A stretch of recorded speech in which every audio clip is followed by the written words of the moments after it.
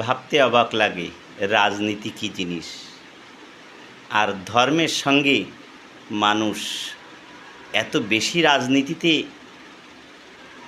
পারদর্শী যে ধর্মের জায়গায় এরা সূচ হয়ে ঢোকে, ফাল হয়ে বেরোবে। এই যে আমি কিচ্ছু করি না, কিন্তু যেহেতু আমি এখন যাব কোথায়, একটা ধর্মীয় আসরে, তাই তিলক কণ্ঠিমালা পরে যাচ্ছি ধর্মের আসরে। আর সেখানে গেলে নিশ্চয়ই সবাই আমাকে বাহবা দেবে, সবাই আমাকে সম্মান করবে। ওই সুযোগটা কাজে লাগিয়ে ওদের সঙ্গে মিশে এবার আমি চিন্তা করলাম, যাক এখানে কিছু ধনী লোকজন আছে, এদের সঙ্গে আমাকে বিজনেস ব্যবসা করতে হবে। তাই তাড়াতাড়ি কী করলাম, এদের সঙ্গে এখন থেকে ওই কৌশলটা অবলম্বন করে আমি ওদের সঙ্গে মিশে আমি সমস্ত, এবার কি করলাম, কেউ 10 টাকা দিলে আমি 100 টাকা সেখানে দান করলাম। এবার সবাই দেখলো, বাহ এক তো ভালো দানই। কেউ একটা দেখা যাচ্ছে কি একটা করতল সেই অনুষ্ঠানে দান করলো, আমি খরতলের জায়গায় আমি কি করলাম, একটা খোল মৃদঙ্গ দিয়ে দিলাম সেখানে। বাহ, দিনকে দিন তো এর তো বিশাল ইয়ে যাচ্ছে। কিন্তু এই করতে করতে কি করলাম, একদিন পার্টনার, ওখানকার একটা পার্টনারশিপ নিয়ে নিলাম যে ভাই আমরা আস্তে আস্তে আস্তে আস্তে নিজেরা একটা জায়গা তৈরি করি, তোমাদের যা কিছু দরকার হয় আমি তো তোমাকে হেল্প করব। কারণ জানি যে একদিন এই জায়গাটা এরকম করতে করতে একদিন কি হবে, ফেঁপে ফুলে এটা অনেক বড় জায়গায় যাবে। একদিন এখান থেকে দেখা যাচ্ছে লাখ লাখ টাকা ইনকাম হবে, তখন তো সেই জায়গাটা আমার হবে, তাই তো? তা এটাই হলো রাজনীতি। রাজনীতি যারা করে সব জায়গায় তারা রাজনীতি খুঁজতে দেয়, এটা মাথায় রাখবেন। রাজনীতি যারা করে সব জায়গায় তারা রাজনীতি খুঁজে বেড়ায়। ছোটোখাটো এই যে আমার মতন তিলকধারী বিন্দুমাত্র মূল্য নেই, করি হলো দর্জির কাজ দোকানে বসে 10 টাকা ইনকাম করি। তা ওই কোনো আসরে গেলে আমি যদি 10 টাকা ওখানে দিয়ে দিই, তা নিজে চলবো কী করে, যার কারণে আমি দিতে পারি না, আর আমার ওখান থেকে বহিষ্কার করে দেয়। আমি ওখান থেকে বহিষ্কার করে এখন বসে আছি। এই যে নামহট্ট করতাম দীর্ঘ 3 বছর যাবৎ, টাকা পয়সা দিতে পারি না, তাই আমার নাম ছিল ওখানে, এখন নামটা মুছে গেছে, বা তাদের সঙ্গে দলও মুছে গেছে, আমার কপালে তিলক চিহ্নও মুছে গেছে। হ্যাঁ, তা এটাই হলো রাজনীতি।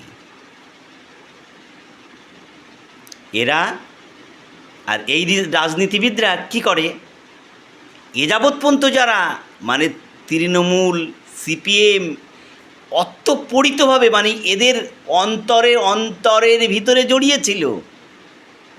যেমনি না বিজেপি সরকার ক্ষমতায় এসছে, সঙ্গে সঙ্গে আবার সেই সুচ হয়ে তাদের ভিতরে ঢুকে গেল।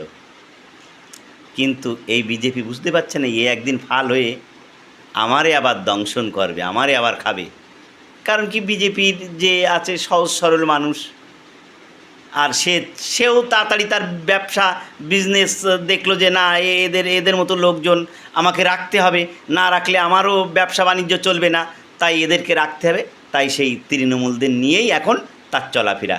আমি যে বাবা তারে এত ভালোবেসে তার সঙ্গে আমি কথাবার্তা বলি, কোনো দিন জীবনে আমাকে ফোন করে খোঁজ খবর নেয় না, দাদা তুমি কীরকম আছো, কী বৃত্তান্ত। কিন্তু যারা উঠতে বসতে প্রত্যেকটা ক্ষেত্রে অন্যায় ছাড়া ন্যায় তারা কখনো আমার দেখা চোখে, এই যে 10 বছর এখানে রয়েছে, এই 10 বছরে ন্যায় কী কাজটা করেছে আমি জানি না, কিন্তু তাদেরকে হাত ধরে নিয়ে সব সময় চলবে, এটাই হলো তাদের নীতি।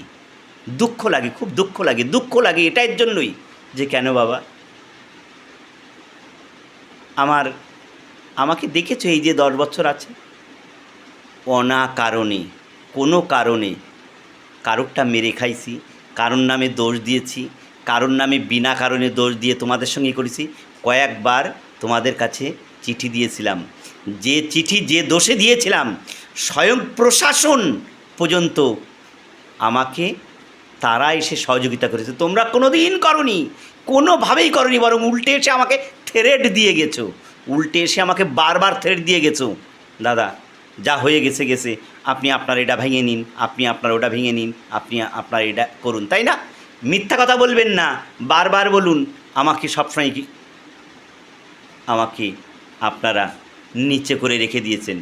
এখনও সময় আসেনি আপনাদের, এখনও সময় আসেনি, এখন আবার তাদেরকে আবার আপনাদের মাথার পরে এই মাথার মস্তকের মানে করে রেখে দিয়েছেন। এ কী?